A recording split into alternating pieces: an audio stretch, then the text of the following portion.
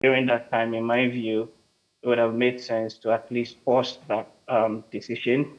And then subsequently, when things improve, you go back and then you will look at the numbers. But the big point is there are two issues we need to discuss. The deficit financing or the root cause of the crisis that we're talking about that leads to the almost $60 billion sort of haircut that the central bank is taking. And then there's another issue which is to do with the bank's own internal sort of operations in that context. And I think that the bigger issue for me is the deficit financing.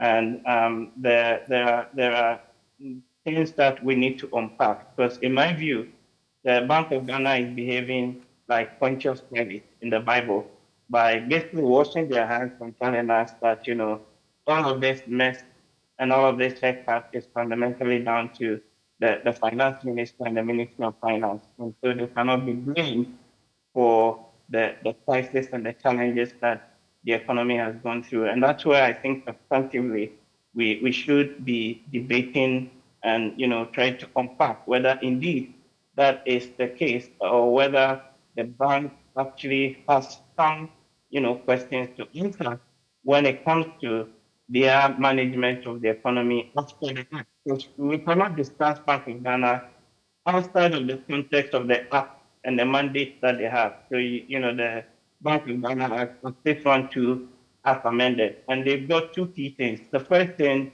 is to address inflation, right? So price stability, section 3.1 of the act. And then 3.2 talks about supporting government in terms of like overdraft and things like that. But the core mandate is always to do with monetary policy, fidelity, and trying to use monetary policy as a tool to address price stability or keep inflation in check in the country.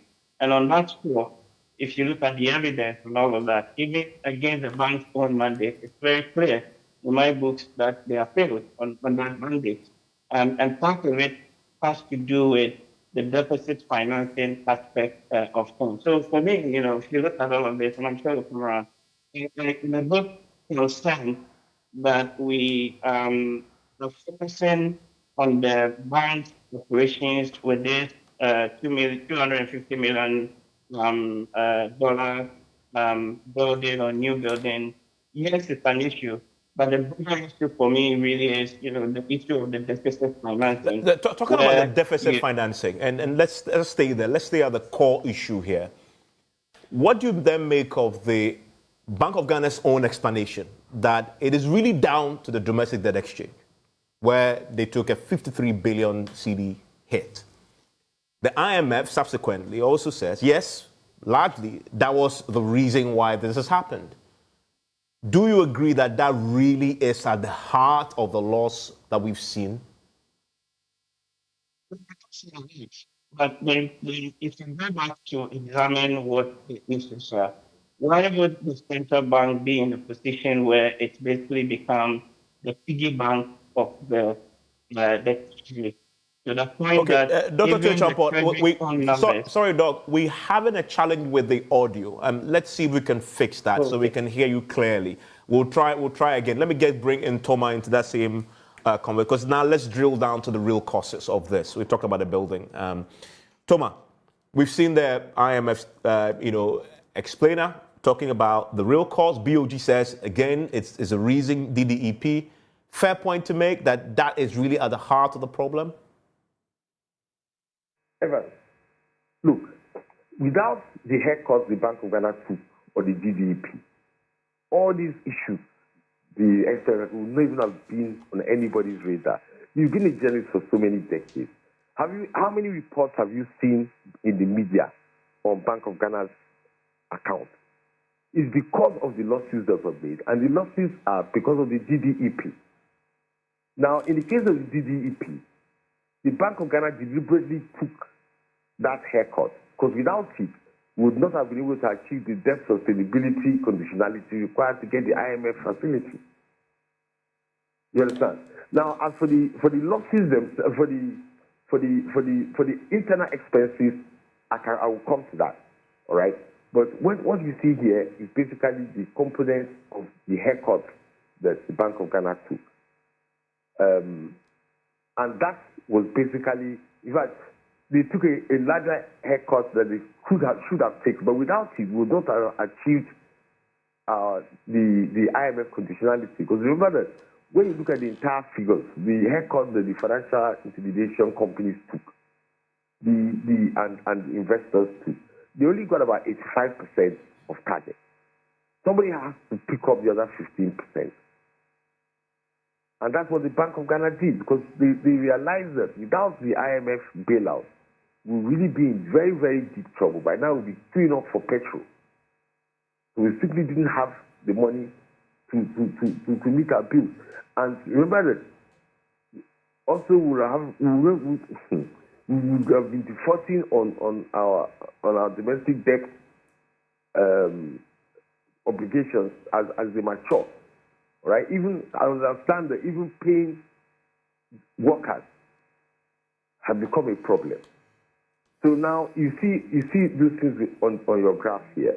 Mm-hmm. When you look at what the graph you have on your TV right now, you see the non-marketable instruments, marketable instruments. These are the things. These are the major things we incurred in the haircut, which Bank of Ghana had to take in order for Ghana to qualify for the IMF bailout. All right. The only other things, apart from that, the price exchange rate valuation and interest on the cost of monetary policy. These were things that the Bank of Ghana knowingly did in order to try and stabilize the economy, and had to take those hits, combined about 8.5 billion. And those actually, to be fair to the Bank of Ghana, those for the same reason, banks like the Swiss National Bank, Bank of England also took major hits. It was inevitable. Once you have done monetary easing during COVID, and you're now resorting to monetary tightening in order to combat inflation, those hits, the price exchange rate valuation, interest rates on cost of monetary policy, are inevitable. All the central banks around the world took those hits. In fact, other central banks took much bigger hits than the Bank of Ghana. Okay, I mean, so that is an issue that the IMF also picked up on, and Dr. Theo Acheampong is rejoined. Hopefully, we can hear him clearer. Doc, the IMF concludes on this, that this hit that the BoG took, as far as the DDEP was concerned, was necessary to, quote, restore macroeconomic stability and public debt sustainability. What do you say to that? Yes, I hope you can hear me now. Clearly, yes. Clearly. Yes. Yes, I mean, I appreciate where the Bank of Ghana, the IMF is coming from in terms of, supporting the broad macro sustainability agenda. I mean, the context is important. The context is that by the middle part of last year, we're getting to the point where Ghana was struggling to close its financing gap. And a lot of the investors have started pulling out, and we saw the run on the CD and all those related things. So in a sense, your central bank became like the measure of last resort, right? But my concern, and the concern other people have raised, really is that even at the time that this crisis was coming, so it is not like we didn't foresee it. We were on your platforms and other ones, and many people highlighted that we were heading into a ditch, so to say. And if you look at even the Bank of Ghana's own statement, they criticized the government by saying, let me quickly find that. Yes, by saying that the budget of 2022 was expansionary. Expansionary by about 23%, and it failed to address fiscal concerns. That's really the key point right in there. So even the bank and others foresaw this coming. To the point then that from the middle part of last year, they now are pretty much incapacitated, and they are forced to overlend to the government beyond what the government itself said it would need. In July, when the Libyan budget was read, they said that they only needed 38 billion to close the gap. But at the end of the year, the gap now jumped to almost 60 something plus, billion. So the question is, why does the bank sit down and allow itself to be used to finance a gap that is even twice more than the government itself had indicated to us in the media budget. And it comes down fundamentally, for me, again, from where I sit, that the operational independence of the central bank is suspect. It has become pretty much subservient to the broader fiscal policy agenda of the state. And you can look at who appoints the governors and the board of the central bank. Go to section, I think, 8, right, of Act 612. It was amended. And if you read that section, the board of the bank is the board of the directors. And this consists of number one, the governor of the bank, who is the chair. Number two, the first and the deputy governors, one rep for the Ministry of Finance, D, 9 other directors, including a chartered accountant, all of whom are appointed by the president in accordance with Article 70 of the Constitution. Part of the problem is with the way these appointments are made. And so when you look at the solutions, even in what the IMF is proposing going forward, they've got to amend the Bank of Ghana Act 1. But I'm sure one of the things in there will be who gets appointed onto the board. What criteria is used for appointment such that you give them the operational autonomy and the independence to actually address the fiscal policy, the monetary policy decisions. The first thing being fighting inflation, which I said earlier that they have failed on that score when it comes to inflation. And part of the reason why they have failed is because they pumped a lot of money and a lot of overdraft to the government. So in a sense, it ended up defeating the purpose and the mandate of the central bank. The second thing is also in relation to defining very clearly what constitutes as an emergency, for which then the central bank can provide certain overdraft or loans or whatever to the government. If you look at the current act, there's a weakness in there.